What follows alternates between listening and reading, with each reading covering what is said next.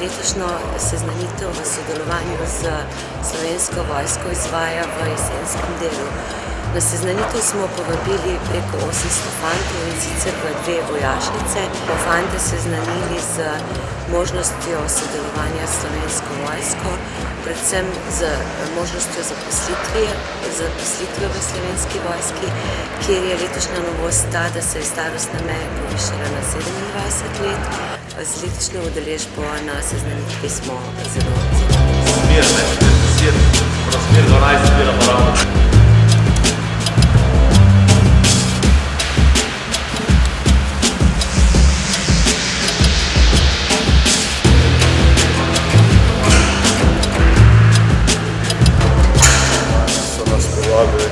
V vojašnico v Cerklje v Krki, kjer so nam predstavili poklic vojaka, podrobneje pilota.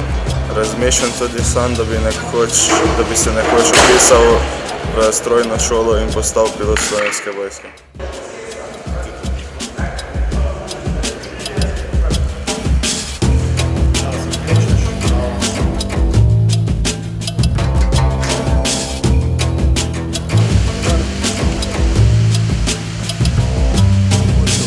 Za Brambo Celje smo tudi v letošnjem letu na seznanitev vojaških obveznikov z vojaško dolžnostjo povabili 1700 vojaških obveznikov.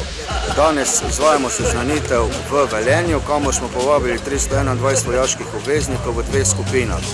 Z obiskom smo več kot zadovoljni, saj se je večina vojaških obveznikov odzvala vabilu.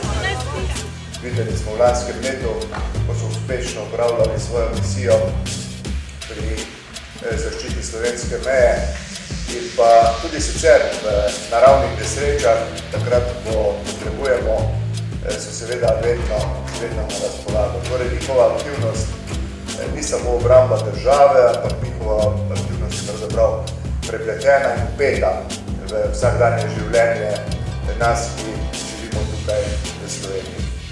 Vi ste Velenčani, navajeni ste, da živite v mestu, kjer je doma solidarnost, kjer je doma tovarištvo in zagotovo je to tudi Slovenska vojska. To je ekipa, kjer veljajo prave vrednote domoljubja, vrednote tovarištva, vrednote solidarnosti, pomoči, predvsem pa to so ljudje, posameznice in posamezniki, ki so tam usposobljeni, pripravljeni in na njih lahko računamo takrat, ko bo nam najljubše. Tako da vabljeni v ta kolektiv in veliko uspehov želim tudi prihodnje. Hvala. Sem ena socialna varnost in če ne bi bila zaposlena v vojski, verjetno bi se moja aktivna kariera končala kar precej prej, zaradi tega, ker smo iz takih športov večinoma zaposleni v vojski, ki ni nekih sponzorskih pogodb in ni nekih dobičkonosnih nagrad ob zmagah, tako da v bistvu nam res je tisto, da nam zagotovi, da lahko treniramo.